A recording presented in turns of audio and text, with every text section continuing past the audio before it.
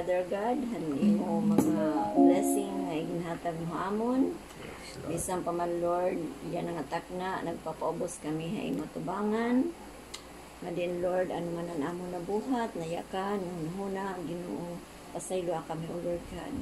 Limpyuhi ang amon mga kasing-kasing, Ginoo. Nga din Lord, ada Lord, amon ang kamurayaw, ang kadausalin. Thank you Lord, nga tanan Lord nga imo ginhatag haamon o Lord God, yan ang adlaw. Bisan pa man Lord, ang libre nga hangin Ginoo nga imo ginpapaabot haamon para kami makapadayon hini dinhi hatuna Lord God. Nga kami Lord makapaglingkod ha imo Lord God, makapagsamba ha imo Diyos. Salamat Father God nga padayon ikaw maghatag haamon Lord in strength, in good health o Lord God. Nga labaw nga tanan Lord ang protection nga imo kami Lord kuberan Lord, dan imo marahalon nga dugo Ginoo. Salamat nga matag oras, matag minuto, matag segundo Ginoo, adan imo pag-cover haamon Lord. Haimang kami kadto Ginoo, adan imo protection Lord God. Salamat hanamon mga loved ones, hanamon mga relatives, nga tanan nga mga katawhan Lord God, nga padayon mo Lord God, ginhatag mo an imo mercy and grace o Lord God. Salamat Ginoo nga waray katapusan Lord, an imo gugma haamon Lord God. Diri ka nagkulang, nga diri mo Lord kami gibabayaan, diri mo kami ginsasalikoy. Padayon mo Lord God kami ginhigugma. Bisan habot nga Lord God ang mga katawhan padayon adan era pag pinakasala, pero an imo kaluoy nga nan grasya nagpapabilin dinhi hatuna Ginoo. Salamat Ginoo nga may ada paghihapon mga tao nga aada Lord ang ira kasing-kasing himpagtuha imo, pagkilala nga ikaw ang tinuod na Dios, nga ikaw ang tatahuron gudla waray na lain iba. Salamat o Lord nga adi kami andam pa Ginoo himpag buhat o Lord God ng imo mga kaburoton Ginoo. Salamat amay nga Dios ini nga tanan. Salamat o Lord in Jesus name. Amen. Ako gihapon nagpapasalamat ako Ginoo nga dinalawat kita aton devotion, family devotion. Salamat aton Herayo nga nag-join niya na namamati gihapon na aton ini nga aton family devotion. So salamat ha Ginoo nga gintagan nalawat kita bago nga adlaw, bago nga kinabuhi, bago nga paglaom. Ana akong prayer request nga ang kadaw sa aton permila ma-attender, maka-join ang mga tanan, kabilabi ang aton mga mahalaki na buhi, maka-join hirahit aton family devotion. Bisan man, dere ada sa kubit balay, bisan adto hirayo, pinagihan technology, pinagihan internet, maka-join hira. So, amulay ito na akong pasalamat ng prayer request. Glory to God. Hallelujah. So makatugitan aton mga pulong nga ani dinhi pag-adman naton ani Salmo 55 versikulo 1 ngadto 8. Pagampo ini ni Haring David, nakibulig iya ha Dios han iya kabaraka kahadlo nga labi-labi ang kamatayon ngan patigyaponan kuan sinisyaring mga kakurian, mga kalamidad nga iya ginatubang. So, basahon. Okay, sige. Psalms chapter 55 verse 1 to 8. Give ear to my prayer, O God, and hide not yourself from my plea for my mercy. Attend to me and answer me. I am restless in my complaint, and I moan because of the noise of the enemy, because of the oppression of the wicked, for they drop trouble upon me, and in anger they bear a grudge against me. Verse 4. My heart is in anguish within me. The terrors of death have fallen upon me. Fear and trembling come upon me, and horror overwhelms me. Verse 6. And I say, oh, that I had wings like a dove, I would fly away and be at rest. 7. Yes, I would wander far away. I would lodge in the wilderness. Verse 8. I would hurry to find a shelter from the raging wind and tempest. Amen. Dayawan ng Diyos sa mga pulong nga sugad niya na din hanging basa nga nakibulig Haring David nga Tuhan Dios tungod niya kabaraka aniya kahadlok han mga kakurian nga ginatubang labinaan kamatayon nga iya ginatubang. So din ha verse 1 nasing din versikulo 1 ha Salmo 55 basahon naton ha winaray. O Dios pamatian akon pagampo ayaw gad pagtalikdi an akon pangaraba. So permi niya nangangaruhin pamati ngadto ka Dios na gusto gud niya nga pamatian ni ha Dios sa iya mga pagampo. Amo maghihapon init aton magin attitude ngadto ha Dios nga mangaro kita hit iya atensyon nga mamati ha aton nga tagdan kita o tagang kita in atensyon han Dios ita aton mga pagampo nga pangaraba. Dini nga sinisindi di upudan niya pangaraba nagtutok siya tiya pagampo. Karon sino nini kinasing-kasing gud itiya pagampo ngadto ha Dios. Seryoso yang nagaampo.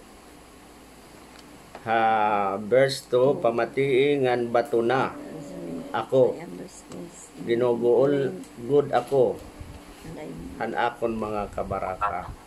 So gininaliwat ya ginisgot nga nangaruhan pamati atensyon han Dios ngan batonon hiya haniya mga ginpapangaraba ngadto ka Dios tungod nga ginugulan na hiya it iya kabaraka.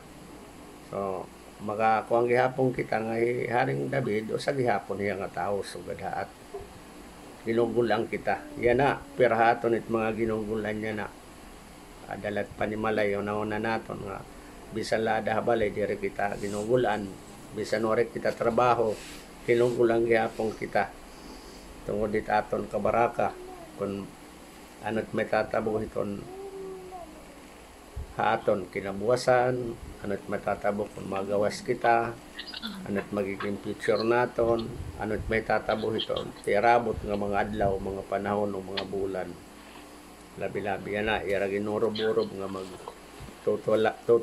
total lockdown o magmamarsya Luis Duterte pero diri nga yan ito tuod pero dila kita maram kung ano't may tatabo. Verse 3 na siyang didi naaringit ako han mga panarhog han akon mga kaaway.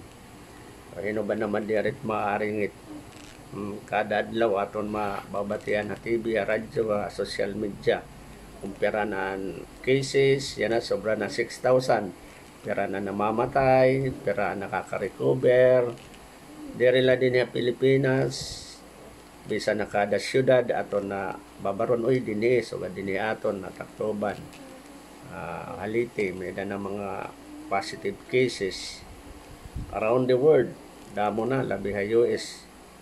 So nakakaaringit gihapon ito aton pamati gimbubuhat ini nga atong kaaway nga diri nakikitaan han pagtalumpigos han mga magraot nagsasamok hiraha akon nasisina nga nagdudumot hiraha akon. So dinhi nakakasamok ini gihapon naton ini nga crisis nakakasamok ini aton pagukoy panginabuhi mga labi-labi nagnilnegosyo mga nagtratrabaho bisan la ito nadahabalay mga panginanglan habalay di rin na makakagawas makakato merkado damot iton mga pasikot-sikot damot mga ginaarong nga mga ID mga requirements. So dinhi nakakasamok ini nga mga magraot nga natatabo an ibaliwat may daliwat mga nagdudumot labi-labi pag-abot na politika diba kung di kahirani ha politiko hindi ka nakakatagamtam kinagdudumot. So dito maupay parte ito mga panhatag at mga benepisyo sa gobyerno oray man ito kuan oray man ito pinili pero may dala sinisaring manggon nga ipra-priority kita liwat maghulat lang kita kung ano man itong hatag-haton mag-ilob na kita ulat na kita. Verse 4 na sindidi 4 na hadlok gad an akong kasing-kasing ngan binubugatan ako han mga kangirhat hang kamatayon. So, hinuba naman niya na di rin nahadlok kay era kasing-kasing nahadlok mamatay. Pero ang nahadlok la iton wala kasiguruhan na nira kaluwasan. Pero mga tao may ada kasiguruhan na nira kaluwasan, assurance of salvation, direto mahadlok. Kaya kaya ang pag kamatayon usa nga Kristohanon, sugad lang kita nga nakaturo. Pag-abutan panahon, kita babanhawon kita sa sampiton han Dios. Ang mamamatay lahaton, an aton unod, an aton lawas nga mortal. Pero an aton spirito, an aton kalag, direto mamamatay. Padayon la ito. Ito nga ginhatag aton han Dios nga eternal life. Kinabuhi nga warag katapusan. Direto nagtitikang nidaha mamatay ita aton lawas. Kundi nagtitingang ito kadida nga ikaw na po naging Christian, nagkarawat ka kanisos, nga imo Ginoo personal mo maluluwas nga nimo Dios, nga nabautismohan ka, nagsunod ka niya mga sugo, abo naging ka amo ito nga tak na nagtikang animo eternal life. Mamatay man dida nimo lawas, pero animo kalag magpapadayon ito tubtub hakatapusan o waray hanggang waray kamatayon. So nangingirhat binubugatan ako han mga kangirhat hang kamatayon. Normal la ito tao nga mababalitaan naton, nakikita naton bisan la di daton ha social media, ha mga news nga may mga nagkakamagtay. Normal la ito nga nangingirhat kita o nahadlok kita. Pero kita nga mga Christian, kinahanglan maging kuang kita, marinon kita, maging kalmado la kita, diri kita magpanik. Kay malalampas ang gihapon ini nga crisis. Kay ang crisis may panahon la ito ya, may season la ito ya. Ngabutang panahon mawawara na ito. Versikulo 5. Inaalpan ako hingkahadlok ng pangurog. Dinadawag ako hinduro nga kahadlok. So, sa rin panira, sindo may ada dugan, may ada kulba.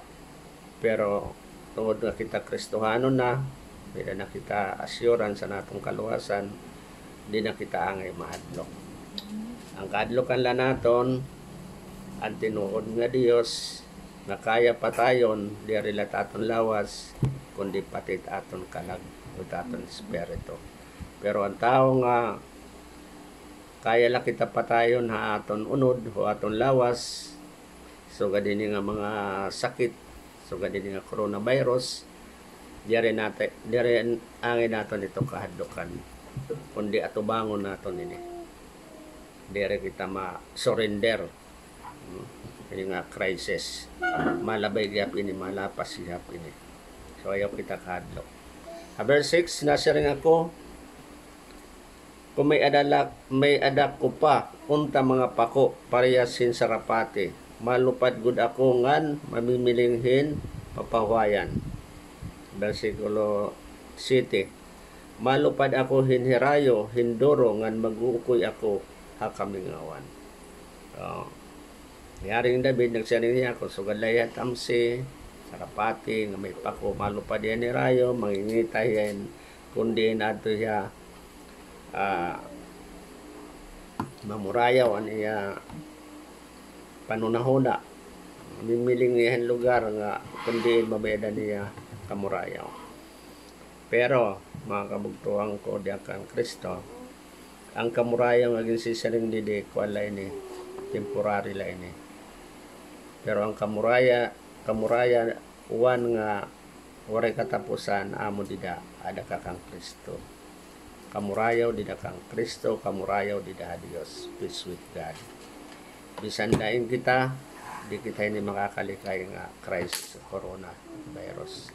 Kay pandemic ini worldwide ini. Makadto ka man mga lugar ay rayo amo lagi hapon.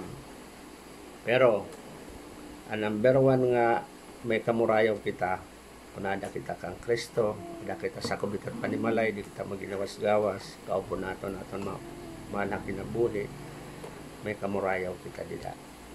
We have this